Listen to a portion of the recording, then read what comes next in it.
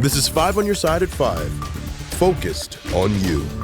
It's been a sunny Tuesday around the St. Louis area. Our Weather First team is tracking some snow later this week. Thank you so much for joining us. I'm Ann Allred. And I'm Brent Solomon. Mike and Kelly have the day off. That wet weather will move in tomorrow, and there could be some heavy bands of snow. Let's check in with meteorologist Jim Castillo with more on that. Hey, Jim. Yeah, hi, guys. So for some of us, we'll likely see that. Not everybody will see those heavier bands of snow, but this is what's going on right now. It is clear, and boy, that high temperature, very close to 50. And right now in St. Louis, clear, but clouds are moving into our western counties. It's 46 degrees, well above that freezing mark. Dew point is low, and you can see it's clear in most areas, but again, Herman to about Bowling Green, watching a little bit of moisture. Then we shift to Kansas City. It's been snowing, and temperatures finally dropping to near 33 degrees. This is the area low pressure that's moving in our direction, so the weather headlines include that slow-moving low pushing into the area. Rain and snow showers begin tomorrow morning. Temperatures most likely above that freezing mark, in fact, all day long. But we're watching those isolated, heavier bands of snow that may accumulate a little bit in some areas. We'll talk more about that and Maine weather in just a few minutes. All right, Jim, stay close. Don't forget, you can get your Weather First forecast right to your phone. Text the word weather to 314-425-5355. Now to a developing story in St. Clair County. Police have added patrols after a string of armed robberies on the MetroLink. 5 on your side's Annie Krall is live in St. Clair County for us with new details. Annie, you've been talking with people who ride that train. Exactly, and all day I've been asking them, would they ride the train at night when some of these armed robberies have been happening? And most of them have told me no. In fact, the most recent one happening on Saturday night at about 10 minutes to midnight when one person at the Belleville MetroLink station was shot and then taken to the hospital.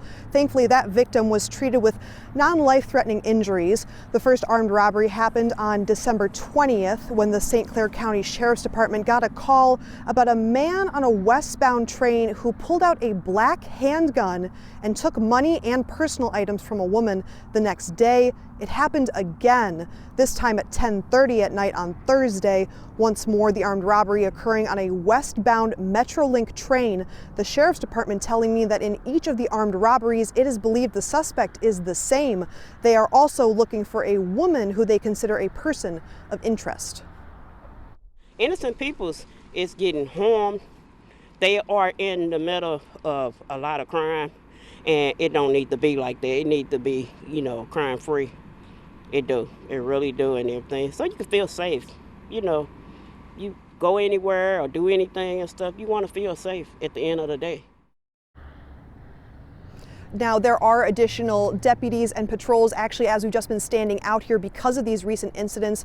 Meanwhile, if anyone does have information, they're encouraged to call the St. Clair County Sheriff's Department, and that number is going to be 618-825-2051. Reporting live in St. Clair County, Annie Krall, 5 on your side. All right, Annie, thanks. Tonight, the family of a missing woman are searching for her in Illinois.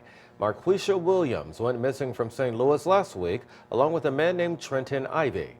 Police found Ivy days later in Wisconsin. They arrested him for unrelated charges of using a dangerous weapon, resisting an officer, and fleeing from an officer.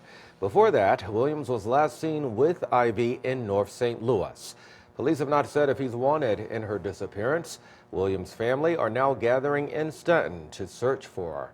The family believes the two may have been there before she disappeared. Anyone with info on the case should contact police. Well, Monday is the deadline to register assault weapons in Illinois after the U.S. Supreme Court declined to take up arguments against it. So far, state police numbers show very few gun owners have registered their banned weapons or their attachments. Our political editor, Mark Maxwell, has the latest on the rollout of the Protect Illinois Communities Act. Mark. Ann and Brent, good evening. More than 2.4 million people in Illinois have a firearm owner's ID card or FOID card. That doesn't necessarily mean all of them own a gun, and certainly not all of them own one of those banned assault weapons. But less than a week to go before that deadline, only 8,143 people have registered an assault weapon with the state.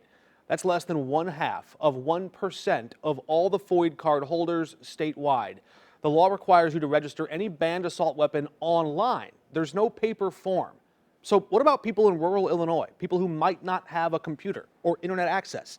State police directed them to a kiosk at this regional headquarters in Collinsville. But when we showed up, it wasn't working. The monitor was black and powered off behind a window. And a trooper told us the only person who knows how to operate it is out on vacation until after the new year, after the deadline passes. That's just one hurdle, and it wouldn't likely apply to many folks, but it was enough to raise concerns from former Illinois Congressman John Shimkus. I think the biggest challenge will be citizens not registering. They're just not going to abide by the law. I believe you got to comply with the law. If I had an assault weapon, I'd register it. Both Congressman Mike Bost and his GOP primary challenger Darren Bailey say they will not register their weapons with the state. We've spoken to some younger gun owners who told us they did register theirs and found the online process rather easy. A powerful State House committee is scheduled to meet in the middle of next month to vote on rules surrounding people who may inherit a banned gun or people who move to Illinois. They'd get 60 days to register theirs. 2 people are hurt after a shooting in Madison County. It happened overnight in Wood River. It started as a call for domestic battery. Police tell us that case involved a man and woman who have a child together. The woman went to her parents' house and reported the dispute to officers. While police were investigating, they got a call for shots fired. That's when they found the man involved in the dispute and the woman's father, both shot. This is not a random act of violence. Domestic violence happens all over America, so we're not immune to it, just like any other community is not immune to it. Both men were taken to the hospital and are expected to recover. Police are still investigating what led up to the shooting. So far, no charges have been filed. This 5 on Your Side Cotton Bowl coverage is sponsored by Holland Injury Law.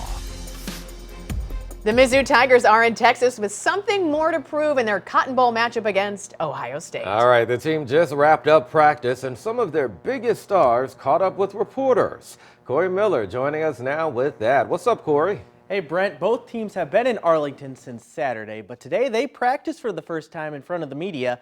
Cameras were allowed inside to watch the first 15 minutes of practice for both the Buckeyes and the Tigers. Ohio State took the field first this morning. The Buckeyes will be playing without the quarterback who started for them all season long. Kyle McCord transferred to Syracuse, so Ohio State will be led by backup quarterback Devin Brown. The other big news, star Ohio State wide receiver Marvin Harrison Jr. was not in uniform at the start of practice today, indicating that he may opt out of playing on Friday night. Meanwhile, Mizzou practiced this afternoon, and the Tigers will have almost everyone available for Friday's game. Injuries will keep a few defensive stars on the sidelines, but the entire offense plans to play. After practice, the offense met with the media, and offensive coordinator Kirby Moore talked about running back Cody Schrader. His ability to, just make guys miss, extra yards. The guy is a quarterback playing running back, and I know you guys all have gotten to know him, but he's watching film on the bus. He's watching film in the meeting room. He's working out at the hotel. The guy is unbelievable. Our live coverage from the Cotton Bowl begins tomorrow. Sports director Frank Cusimano and reporter Mercedes McKay will report from AT&T Stadium in Arlington. They'll be there Wednesday, Thursday, and Friday, leading us up to the game against the Buckeyes on Friday night.